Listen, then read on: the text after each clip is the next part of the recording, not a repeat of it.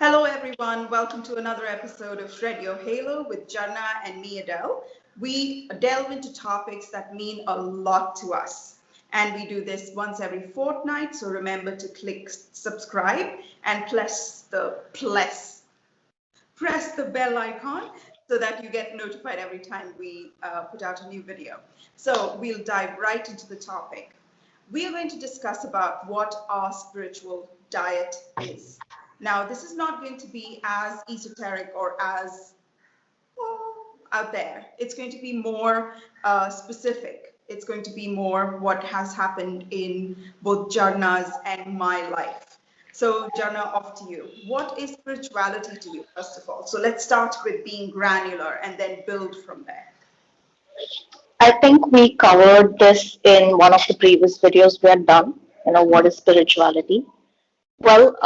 Spirituality, the basic is spirit, understanding who I am, understanding what makes me tick. And I think spirituality is also very connected to being like you're basically here so you can fulfill the purpose of the spirit, whatever the purpose is. I'm not really sure what mine is yet. But yes, understanding myself, understanding what I want at a very, very basic cellular level is what I want to work on learning more about. And that I would say is spirituality for me. What about you? For me, spirituality is the unknown, which would be frightening if I weren't friends with the unknown. So that's where I suppose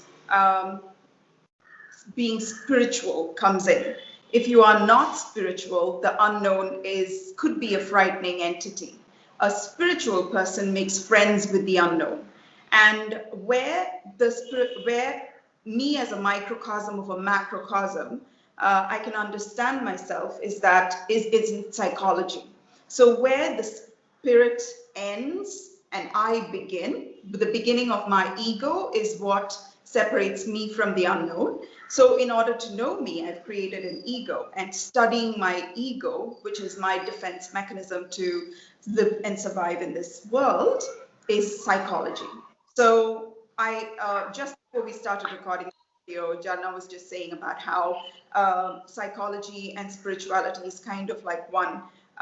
So, this is how I understand the difference. Where psychology ends is where our ego ends. And where our ego ends is where spirituality can begin. And for the people that cling so desperately hard to our identity in this world, and we all do in some form or the other, we cling to this notion of who we are so that that gravity of that knowledge will keep us whole and give us a sense of boundary. And we do this because what is unknown surrounds us so vastly and we don't know what it is. Being a spiritual person allows us, gives us the permission to make friends with that vast void of unknown. So, saying vast void was very difficult for a second there for me. I was about to say vast void. Voice. Bye. There we go. Right. Okay. So, how did your journey into spirituality begin, Jarna? I think it was because of seeing you do a lot of internal work. And I thought, okay, I mean, how bad can it be? No, to be honest, no, that's not true. That is probably delving into psychology, doing a lot of meditation, that sort of thing. But Mm. I can understand that. But you used to be an agnostic, remember? Like, and Oh, yeah. Oh, even, yeah. yeah, It's such a long time back. I don't even remember being agnostic anymore. and also just so we understand, what was your experience as an agnostic? Do you even remember? Or Um, Vaguely, because it's such a long time back, right? And it almost feels like it happened to another me. And it was mostly about I used to be very confused and I had a lot of questions and I didn't know had a lot of questions. I was constantly seeking out answers for I mean, there was a lot going on inside of me, and I think I just needed something bigger than me to rescue me at some point. And that is where it actually began. And I think not having faith or wanting to have faith but didn't know where to start was one of the first things that I had to learn about, because I grew up in a family where we visit temples, we have rituals, and we pray to God, but I didn't know what any of it meant for me. And I always used to think, I mean, like, how am I supposed to have faith in something that I don't know anything about? Or how am I supposed to look to something that's bigger than me because I don't know what is out there? And it was a bit scary for me. Plus, I think this was about 5, 6, maybe 6 years ago. I think 6 years ago, I went through a lot of change internally, which made me want to.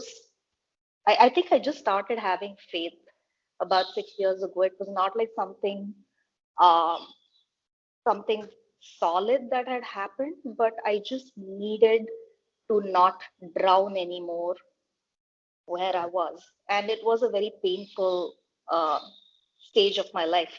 So I think a lot of times when somebody ends up having faith in a bigger power, they're probably at their shittiest in life. So, and I'm glad for having gone through it, because I wouldn't have found the faith to believe in a higher power or God or source if I hadn't been at my lowest. So, and because it happened 6 years ago, it seems like a lifetime ago. And I think I just one day decided that I wanted to believe in God, and it just happened. So after that, I guess that's just been no looking back. Right. Yeah. I think for you, in your case, I think your faith was always, you just chose Hmm. to be an agnostic for a while or something, and then just rediscovered what was always there, and you just came home. That's how it felt like as an outsider looking in. Maybe, but um, I felt like an outsider for 27 years of my life. So I don't know if I had that faith even as a child, because as children, we weren't really forced at home to do certain rituals and we weren't forced to do things religiously or towards God, like you're trying to appease a God. It was not something that was forced upon me ever. And sure, I mean, I had relatives who were very religious and they would go to temples and they would take me with them, and I hated it because I didn't want to be a part of it. So maybe it happened that I was an outsider and then I just came back home. But it was a lot of confusion for the first 27 years of my life. Right, right. Uh, I grew in an extremely, my road to spirituality is pretty much the road that I was, except that my interpretation of that route has changed dramatically over the years. Initially, it was just about following my parents, who were extremely devout. Our life revolved around the church, and everything was about the church as the center. So I grew up wanting to do that, and I became very fervent religious girl because I wanted to please my parents. And the implications of being a very religious person means that you are respectful, you're God-fearing, you're an upstanding person in society, etc., etc., etc. So I wanted all the other what do you call it, the labels attached to being a religious person. And secondly, I thought it would keep me from becoming wayward. I belonged to that group of people that never really did anything in life except the certain things that were tried and tested by the previous generation that I carried on. And the fear was if I left the proven, trodden path, I will immediately become a drug-addled prostitute. That was the other extreme. That was the only extreme I was capable of. So I lived in a sense of fear and a sense of wanting to toe the line. After which I faced a lot of failure, a lot of problems in my life. And when I went through that, my faith in God deepened because because I think of God as Jesus and a masculine person. I don't mean to offend anybody. I just thought that he was my only anchor in the storm that was tossing me about. And as a result, and then it set inside emotion, set inside um, within me this precedence that I need to be always in a state of complete chaos and utter loss. I have to be at rock bottom for to be qualified for God's attention. So I was always finding myself in a place of crisis in order to be close to God. And I didn't understand that until I came out of that vicious cycle. And then later on, I went through where if God truly loves me, I would be prosperous. Not just prosperous financially, but physically, emotionally, psychologically, spiritually, and also more than anything else, financially. If God is blessing me, I became sort of like this fervent follower of the prosperity gospel. And when that didn't work out, which it clearly didn't, I was like so devastatedly angry with God because he wasn't proving how important I was. And later on, I went through a long time where I just stopped. I just stopped. And I think I needed that cutting off that umbilical cord to get used to my personal vision and idea of who God is. And I can say that I've come back to starting point where I'm looking at God with fresh eyes. And I see myself as a servant of God. The greatest calling in my life is to be a servant. And I'm a bit shy about calling God Jesus and Yahweh now because God is too big to be confined in those words, even though we say those are the names he gave himself. So I shy away from that. And I use words that denote bigness to me, that denote unknowability to me, a mystery that will remain a mystery. And in coming back to this spot after my long, torturous journey in spirituality, I've come to the radical realization of how small I actually am, how large God really is, and how narcissistic I am to even presume that um, presume a lot of things I presumed about God. So I can say that the version of me now is a lot calmer than the person prior to this who had all the answers. So I'm very happy with my spiritual journey thus far. Now we're going to come to the actual topic, which is what is your everyday spiritual diet? Well, I meditate every day, and that's it. I mean, that is the only thing that I do that I feel is spiritual. I I do have certain rituals that I do that I feel like would add to my spirituality. um, well, the new moon meditations and the full moon meditations is a big thing. So I make sure that no matter what happens, I make sure I meditate on those days. Um, Sometimes I pray and I journal quite a bit. So I would say that also falls under spirituality for me because I'm able to see certain things on paper which I didn't even realize I I needed it to be voiced. So I feel like sometimes when I'm writing, my spirit is speaking, so I'm able to see it on paper and it gives me a little bit more understanding of who I am. So other than these three things, I don't really do anything else. Oh, I like cooking. I don't know if that falls under spirituality because I feel whole when I cook.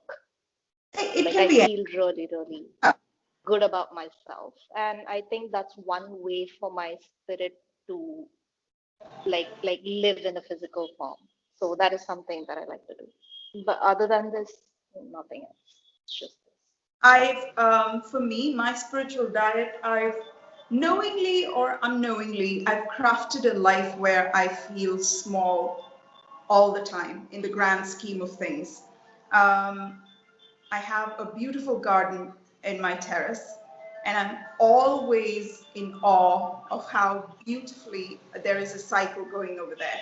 That is, and I'm the smallest part of that cycle of life wherein I provide water for my plants. That's it. That is all I do. And everything else is so self-sustaining that it makes me feel like even if I die, the world is going to go on and it's going to go on and fulfill its purpose. And it's such a beautiful, relieving feeling for me. I'm surrounded by my pets who have their own language, their own politics, their own system, and they're very happy to include me. And then again, I'm their servant. I make sure they're fed and taken good care of. And then afterwards, they have their own life. Um, I make sure that I was born with an ability to paint very well. And I think simply because I didn't have to earn it so hard, I took it for granted for the longest time, and I didn't paint for well over 20 years, I think. And then when I restarted painting, every time I allowed my mind to interfere and say, okay, let me do it this way, the painting was a spectacular failure.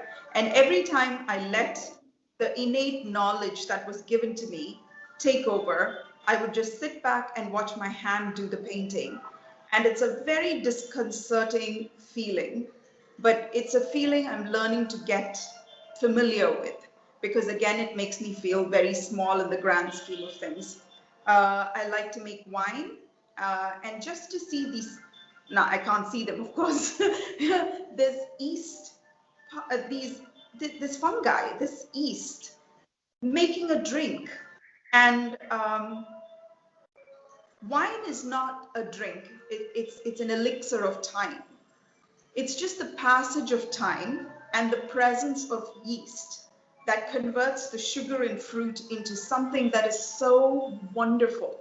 So every time I drink a glass of wine, I feel like I'm drinking time capsule, taking a shot of time.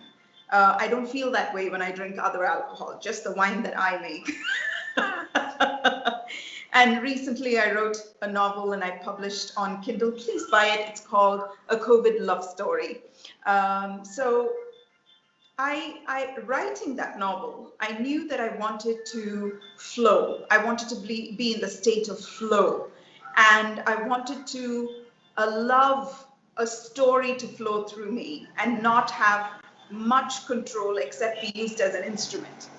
And again, when that happened, and it's a very intoxicating feeling, but at the same time, and it's an extremely disconcerting feeling because I felt constantly my ego trying to push her agenda into the writing of the story. And when I didn't and I surrendered, I was reduced to a nothing size and the story just flowed. And again, so I think my spirituality, I've crafted a life that makes me feel small. Uh, and this is the only way where I can be in touch with God. Otherwise, I think the reason my life has become where I have become small is because I have integrated, or I'm always trying to integrate parts of my ego so that I don't inflate myself in the hopes of being more visible in the world, wherein I'll be so concentrated on the world that I forget the unknown. So my entire life is crafted around being small and remaining small. And so these are the things that I do. Everything that I do makes me feel small. And I think that's why I even moved into this apartment. It makes me feel terribly small. So yeah, that helps. Anyway, so what would be your final word on the topic, Jarna? What would good spiritual help, what would it do for a person? It's not um, an easy path to walk because you're always going to have people around you, you're going to have situations around you mirroring exactly what you don't want to see about yourself.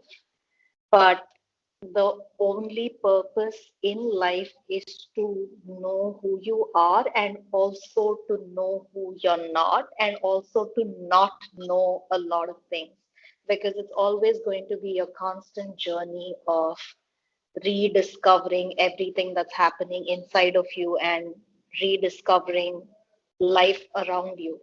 So even if there's nothing else that you might consider worthwhile, this is definitely one of those things that I would recommend that everybody pursue, because it's uncomfortable, but it's a good kind of uncomfortable. And it's nice to be in that space of, you feel like you're sitting on a nail, but you've gotten so used to sitting on that nail, and you're like, it's okay, let it just stay there. And that's what it feels like. And that's the What feels only like way to spirituality feels like sitting on a nail? that discomfort of sitting on a nail, Oh, but you're like, okay, it's there. And after some time, you get used to that discomfort. That's what I mean. I don't mean it in a bad way. okay. How is a nail up your bum not a bad thing, Jharna? You literally call spirituality a pain in the ass. Like literally. Well, it kind of is, but that's the only way you make deeper connections with people. And it is scary, but it is worth pursuing, because otherwise life seems meaningless. Because we're always on this treadmill where we're trying to achieve, worldly pleasures, which is a good pursuit. You want to buy a house, you want to buy a car, you want to have a great job, you want to make a lot of money. Good on you. But all of those things have no meaning unless you try having a spiritual side to your life. Because the richest people, there are so many people who are depressed, who are suicidal, and they have, like, they literally want for nothing when it comes to material wealth. How do you explain that? How do you explain someone who's got literally the entire world at their feet, but otherwise they feel completely empty? And I think spirituality fills that emptiness, so you understand that side of who you are, and pursuing it is a worthy goal, because life has no meaning without it. For me, at least, it does not have any meaning without it. Yeah. Right. The importance of being spiritual is that in a time where we have more and more guarantees, more and more warranties, more and more information about everything, spirituality makes us the rebels almost. And it's an uncomfortable place to inhabit, where you become okay with the sliver that turns into everything of what you don't know. We try to live under the illusion of, just because I have information about something, I know that. Or I see it in all my patients, just because they sit in front of the TV and listen to statistics about COVID, people assume they know, and I have to constantly battle with half knowledge or loads of information to even let people know that they don't know what they think they do know. And spirituality makes us comfortable with our actual size. Spirituality makes us comfortable to be a piece in a puzzle that is puzzle only to us. But from the vantage point of infinite intelligence, it is a perfect picture. It's a tapestry, and we all are essential threads that make this grand picture. Spirituality also makes me humble in knowing that all my best efforts are the choices I'm making in parallel to my destiny. My destiny is always there, and spirituality gives me an opportunity to choose my destiny. That's where free will comes in, and it makes me feel in my own tiny, insignificant, forgettable way that I am part of the fabric of life, because you and I, we are all gods. So, do you have any final words about spirituality and the spiritual diet, Jarna? No, I mean, I've pretty much covered it. You pretty much covered it from whatever understanding we have. We at this But moment. I think, yeah, I think it'll be nice to see other people maybe watch this video and give their input on it. So maybe we can learn something here. Yes. So you heard it from us. Please feel free to leave a comment below. What does spirituality mean to you? How do you keep your spirituality alive? Why should you and I be spiritual? Does it even matter in this time and age? And above all, please remember that we love you and we care about you. Take good care of yourself. Take good care of your spiritual diet.